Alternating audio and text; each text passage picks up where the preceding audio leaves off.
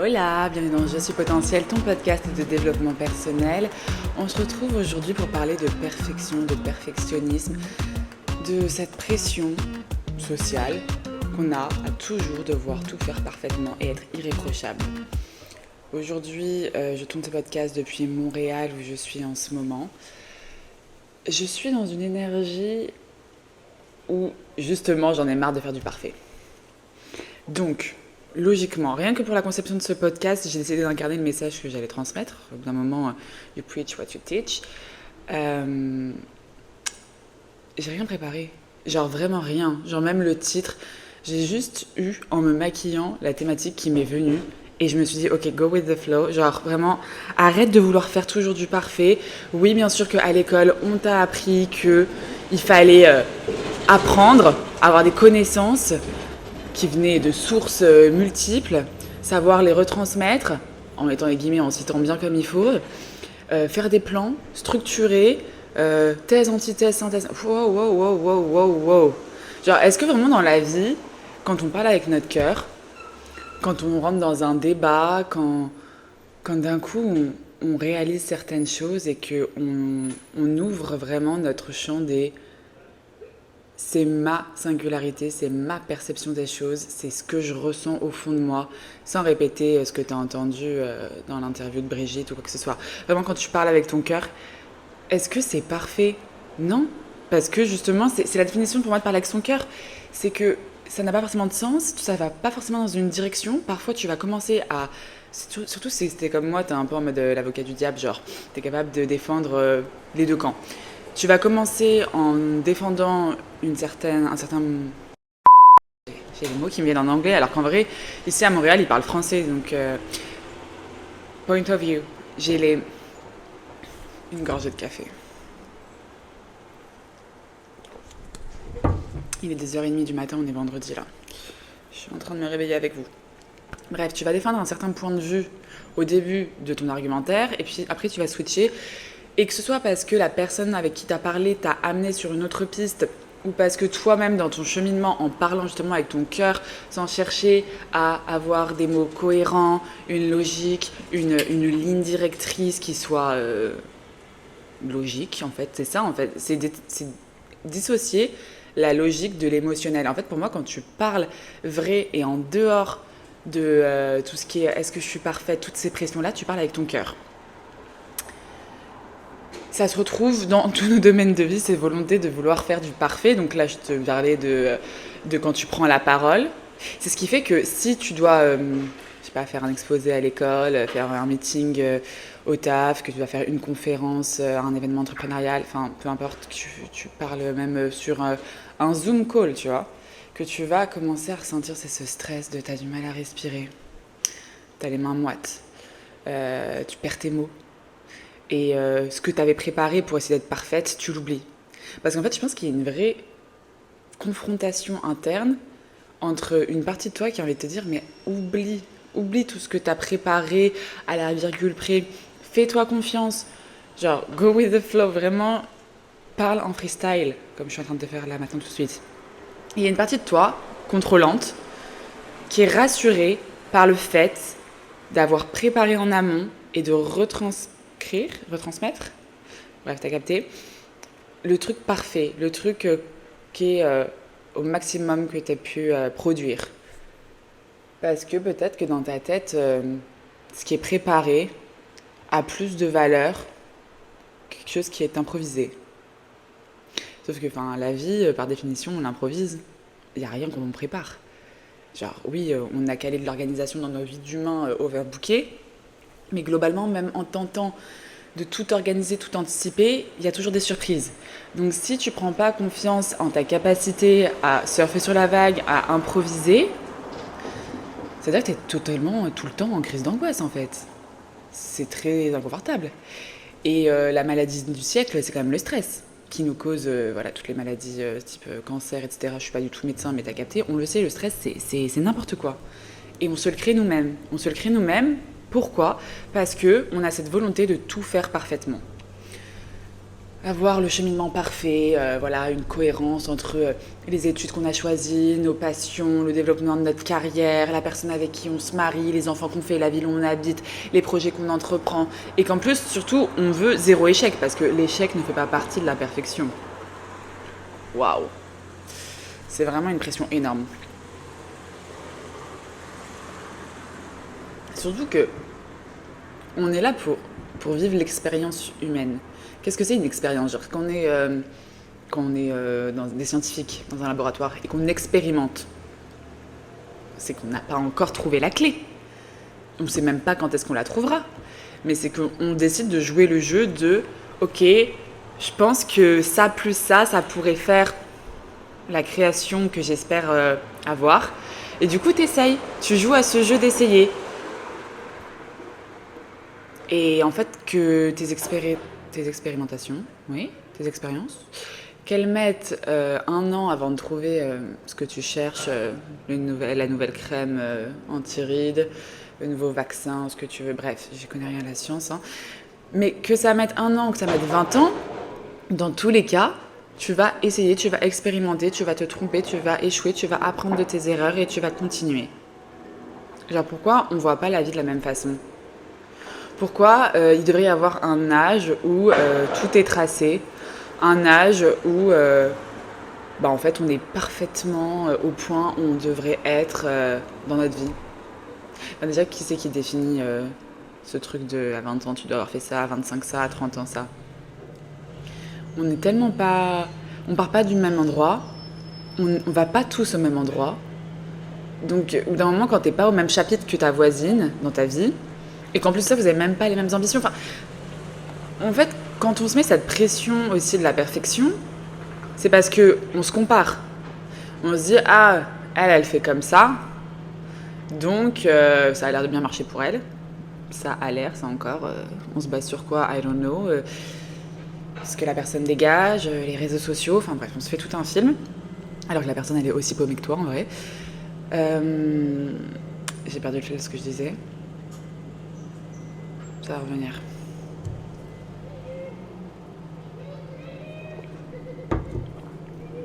Donc globalement, on est en quête de perfection dans tout le domaine de vie et même dans le cheminement sur lequel personne a de prédictabilité. Genre, tu peux pas anticiper les événements que tu vas vivre dans ta vie. Et pourtant, on se met dans la tête qu'il devrait y avoir une façon parfaite de vivre la vie. Et en plus de ça, du coup, on s'inspire des vies des autres, alors qu'encore une fois, on n'est pas tous sur Terre pour les mêmes raisons. On vient pas tous chercher la même chose. On est tous uniques, des histoires de vie différentes. On vient de cultures différentes, de familles différentes. On a des personnalités différentes, des missions de vie différentes. Bref, genre vraiment, cet épisode de podcast, j'aimerais qu'il t'aide à souffler. Genre, vraiment, prends une grande inspiration. Vas-y, viens, on fait ça maintenant. Allez, 5, 6, 7 et 8. On inspire par le nez. Et on souffle par la bouche. On se détend. On se détend. La définition de l'être humain, par nature, c'est d'être imparfait. C'est l'imperfection. Qu'est-ce que c'est être parfait? Quelqu'un est capable de me dire qu'est-ce que c'est être parfait? Est-ce que ce serait genre tout réussir en accord avec ses attentes? Oui, mais tes attentes, genre ta définition de la perfection, c'est pas celle de ta voisine, de ta pote. Donc toi, tu vas être là en mode... Ça crée de la frustration en plus, ces histoires de faire... Ça crée de la frustration, ces histoires de perfection. Toi, tu vas faire de ton mieux. Tu vas dire, ok, j'ai tout fait parfait. Elle est venue chez moi un week-end. Je lui ai fait à manger, je lui ai préparé son lit, je suis venue la chercher à la gare. Enfin bref, je te dis, waouh, tout était parfait.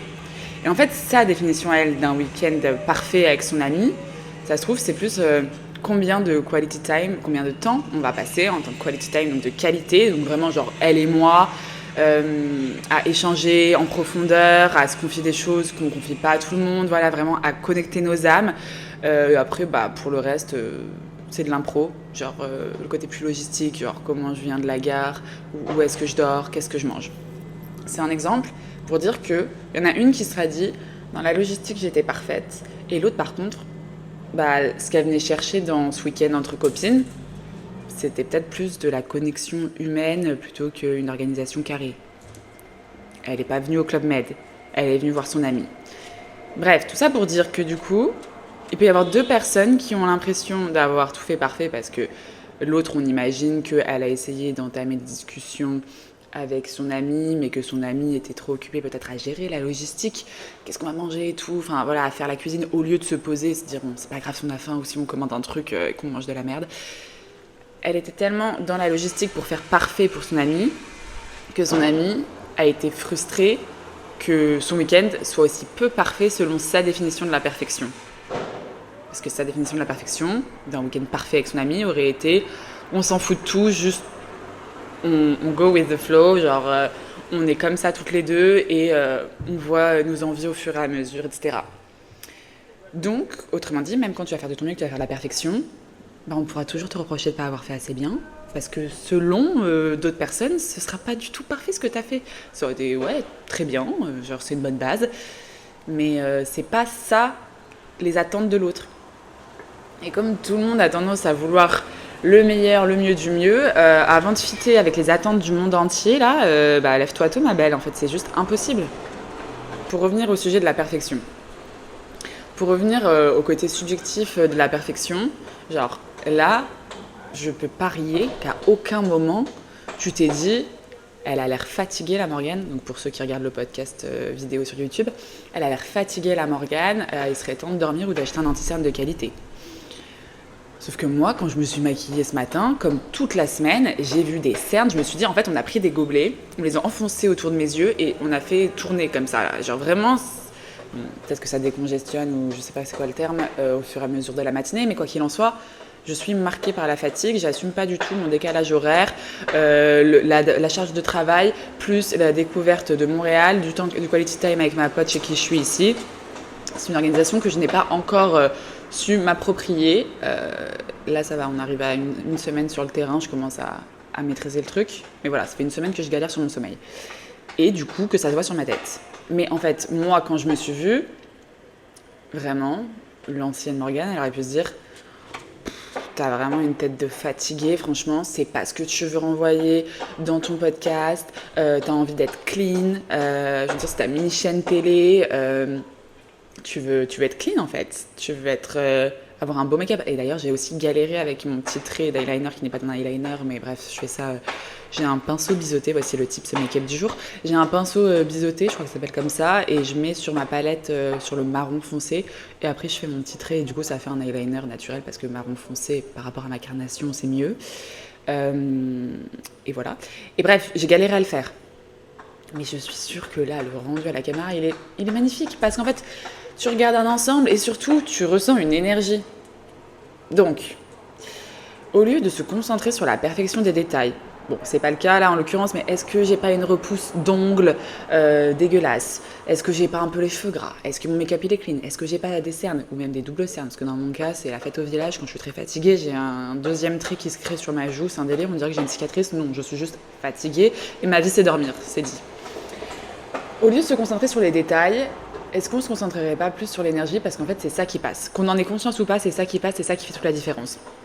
En gros, demain, tu organises une retraite. Donc, tu réunis des femmes. Le but est que vous vous éleviez ensemble, que vous travaillez sur un sujet, ou même pas que vous travailliez, que vous kiffiez juste et que vous connectiez. Enfin bref. Chose que j'ai bientôt prévu de faire, donc restez aux aguets, it's coming. J'ai hâte de rajouter un peu plus de présentiel dans mon travail. Imagine que, au final, t'as pas préparé trop ce que tu allais faire, ou alors juste le fait est que les participantes, bah, tu les connais pas et que bah, c'est quand même de l'impro parce que tu te retrouves face à des personnes qui ont des attentes et une énergie différentes les unes des autres. Il y a la version de toi qui est en mode « Ok, j'ai essayé de préparer un plan bien carré, bien parfait. Et si tout se passe bien, si on arrive à tenir le plan, ma retraite sera parfaite. » Et qu'après, tu as des retours, tu as des feedbacks de nanas qui disent « Bah ouais, c'était sympa, mais j'aurais aimé faire plus comme ci, plus comme ça. » Bref, des clients insatisfaits, ce qui fait partie de la vie. Encore une fois, on ne peut pas satisfaire tout le monde. Par contre, ce qui, selon moi, est une source de satisfaction pour tout le monde, genre qui met tout le monde d'accord, c'est l'amour, genre l'entrain, la gaieté et l'authenticité que tu mets dans ce que tu donnes. Parce qu'en fait, c'est tellement rare. C'est ouf, mais enfin voilà, des programmes bien structurés, comment faire ça en 10 étapes, des questions de dev perso, enfin tu vois, genre ça se trouve un peu partout. Mais ce qui fait la différence, enfin, tu peux en trouver auprès de différentes personnes. Mais ce qui est unique, ce qui est né qu'à toi, en fait, ce qui est ta perfection, c'est ta singularité, c'est ton énergie. Donc, c'est la seule chose, c'est le seul domaine dans lequel tu peux espérer te démarquer et être au maximum, c'est ton énergie. Parce qu'en fait, elle n'est pas comparable avec d'autres énergies. Tu es unique, ta façon de parler, de prendre de l'espace et de briller, de vibrer, elle est unique. Donc, à partir de ce moment-là, les personnes qui viennent pour toi comme pour une retraite, qui signent auprès de ton énergie, pour 3-4 jours de sororité par exemple, elles sont venues pour ça. Elles sont venues pour cette chose que tu es la seule à maîtriser. Cette chose qui ne peut que s'élever si tu t'autorises. Si tu t'autorises l'imperfection. Si tu t'autorises que tu peux bugger, qu'au final t'es humaine et que t'as jamais promis aux gens d'être un mannequin, genre un mannequin en plastique dans une vitrine qui ne bouge pas, qui le lendemain matin n'a pas bougé, a toujours la main sur la hanche, le chapeau mis d'une certaine façon. Non, en fait, t'es en mouvement continu, t'as des humeurs, t'as des émotions, t'as des vibrations. Et ça, c'est ta singularité et c'est, selon moi, la clé de ta parfaite imperfection. Être à l'aise avec toi-même. Prendre l'espace, oser avec ta propre énergie, sans essayer de ressembler à l'image que tu te fais de quelqu'un qui, par exemple, fait une retraite, une conférence, qui fait son premier podcast, etc.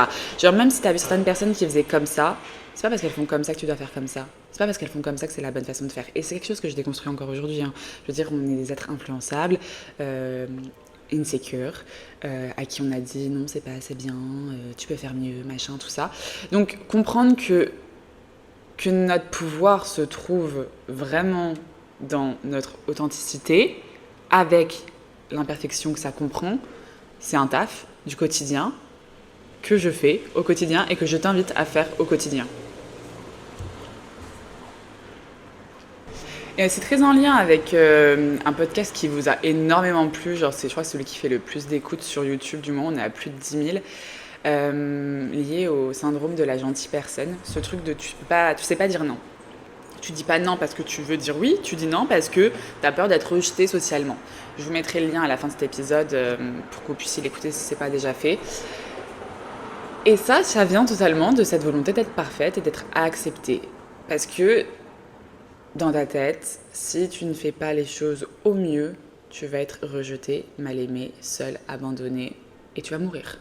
Je pars en couille, mais c'est vraiment ce qui se passe dans nos cerveaux qui sont encore kiblo à la préhistoire. Et à l'époque, si tu te faisais rejeter de la team, si tu traînais plus avec les chasseurs-cueilleurs, bah du coup, t'allais mourir de faim en fait. Tu pouvais pas subvenir à tes besoins tout seul. C'est pas comme aujourd'hui où t'as ton argent et après tu travailles, t'as ton argent, hein, faut quand même bosser par toi-même. Et après, tu vas chercher auprès des gens, tu vas échanger ton argent contre leur chasse, on va dire ça comme ça. À l'époque, il n'y avait pas tout ce réseau, on n'était pas tous mis en lien, en contact comme ça. Bref, il n'y avait pas cette monnaie d'échange. C'était tout le monde se complète et du coup, il vaut mieux traîner avec tout le monde vu que tout le monde se complète. Et du coup, on a gardé ce truc de si jamais je suis exclue du groupe, je meurs. Donc, quand tu te sens rejeté ou mal aimé, t'es en mode je vais mourir. C'est ça, c'est cette angoisse que tu ressens, c'est la peur de la mort. C'est très profond, hein, faut aller la saisir. Mais quand tu déconstruis tes croyances limitantes, c'est là que tu viens chercher à la racine. Et souvent, il y a un milieu de racines. Là, je suis partie sur quelque chose qui est propre à l'être humain, mais toi, tu as ta propre histoire personnelle par rapport à ta famille, à l'école, est-ce que tu as vécu du harcèlement, enfin, peu importe. Tu as ton histoire personnelle, il faut aller chercher dans les racines pour comprendre à quel moment ça s'est noué, cette croyance de si je dis non, je vais être seule au monde, je vais être exclue, je vais rater ma vie. Enfin bref, il y a un enchaînement de liens qu'on peut faire avec le fait de dire non et d'oser l'imperfection sociale. Parce qu'au final, accepter d'être imparfait, c'est accepter de sortir des codes. C'est accepter que, ouais, ça se trouve, là, en regardant le résultat de mon podcast, je vais me rendre compte que j'ai un morceau de salade entre les dents et que, bah, socialement, instagrammablement parlant, avoir un bout de salade entre les dents, c'est quand même pas... C'est pas ok, c'est pas ok. Donc, est-ce que tu acceptes de peut-être te faire moquer, juger, prendre ce risque pour conserver de l'authenticité dans ton humanité, en fait?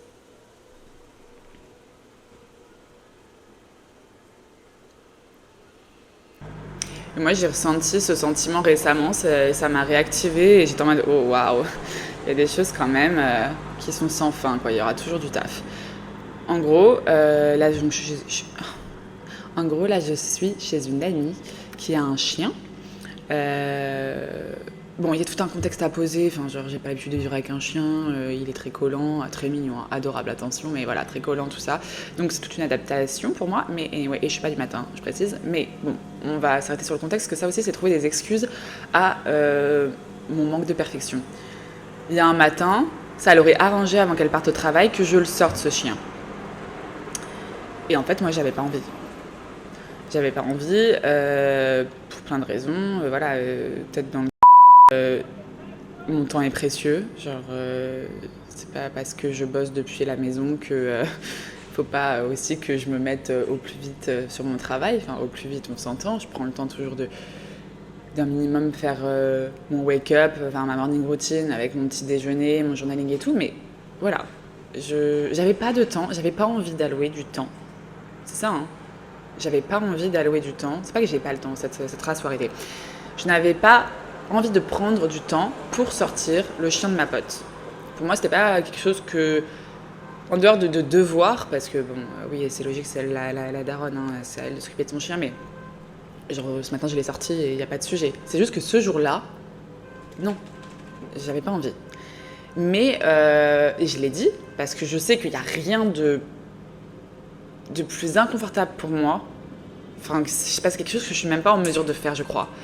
En parlant du loup, il arrive. C'est quelque chose que je suis même pas capable de faire. Attends, viens montrer ta bouille, Hubert. Regardez-moi cette mignonnerie. Tu dis bonjour? Voilà, donc c'est Hubert, le petit équel de Manon. T'es adorable. Allez, on se repose. C'est quelque chose que je suis même pas capable de faire, de dire oui pour quelque chose que je n'ai pas envie de faire. Parce qu'en fait, ça pour moi, c'est me renier.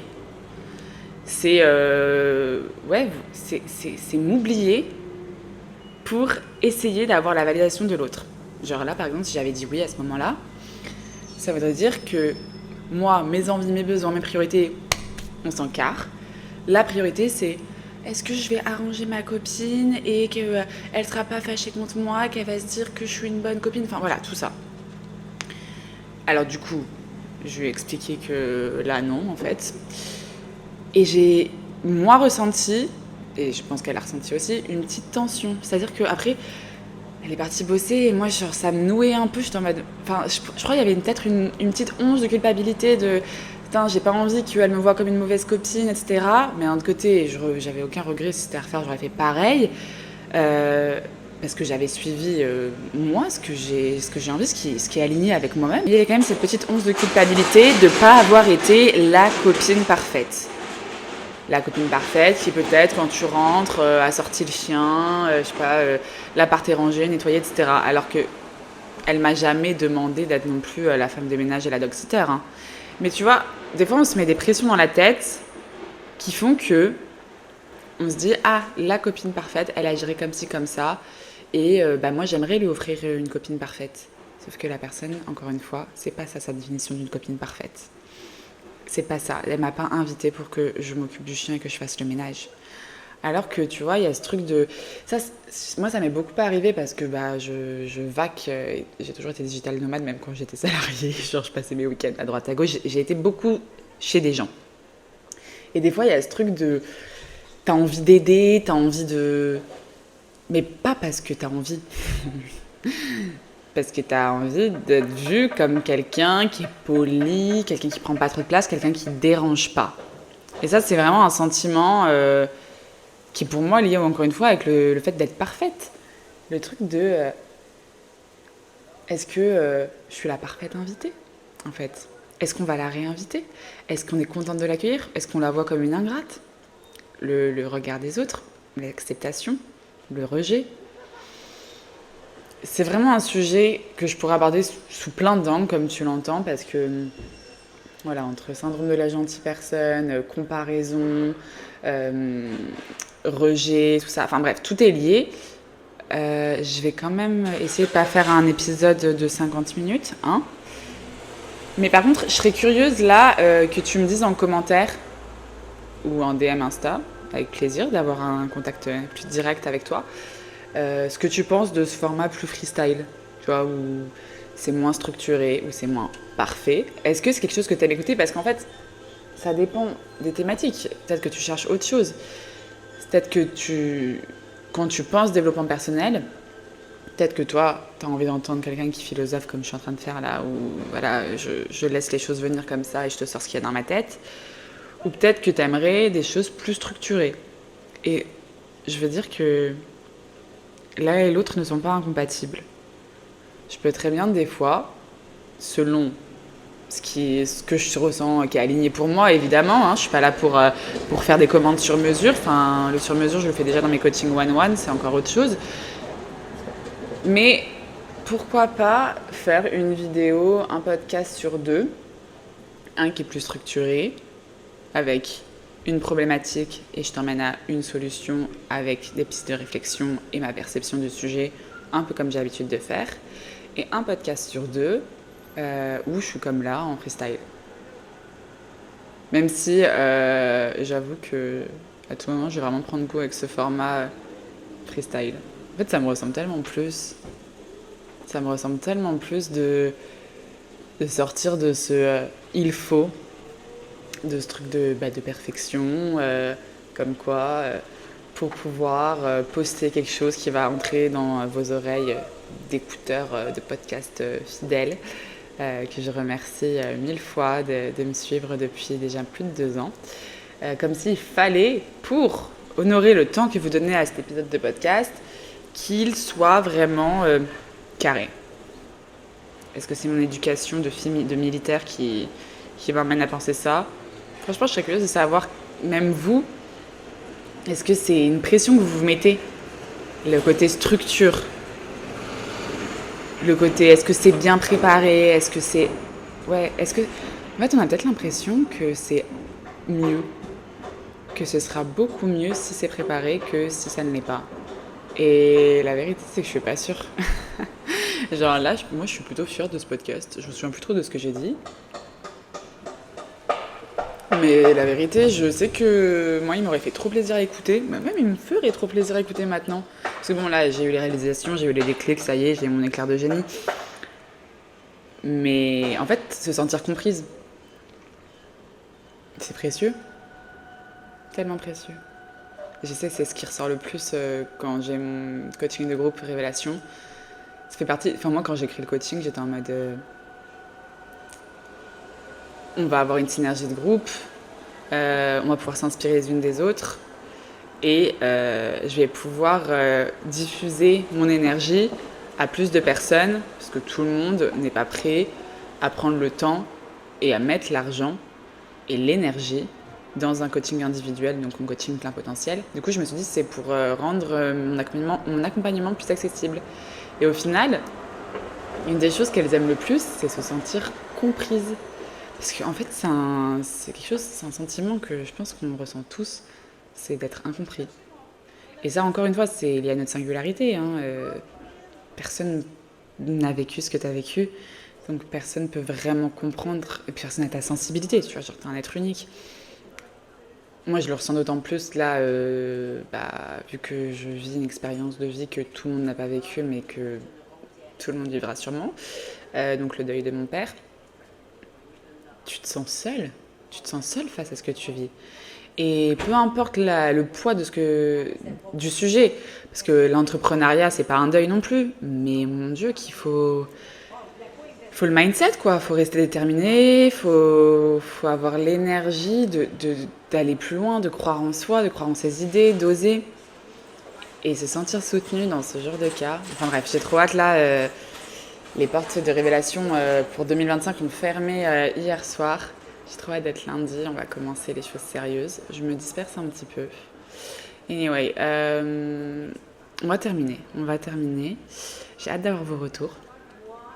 N'hésitez pas à venir me suivre sur Instagram si ce n'est pas déjà le cas. C'est là que je partage au quotidien. Abonnez-vous à la chaîne Je suis potentiel si ce n'est pas déjà fait, comme ça tu rates pas tous les dimanches l'épisode qui sort. Un petit like, un petit commentaire, comme je te l'ai dit, c'est ça qui donne de la force, c'est ça qui me permet de faire grandir mon travail et d'impacter encore plus de personnes. Et merci pour ton écoute, vraiment. J'ai passé un très bon moment à tes côtés. J'espère que toi aussi. Je te fais des gros bisous. Je te dis à la semaine prochaine pour un nouvel épisode.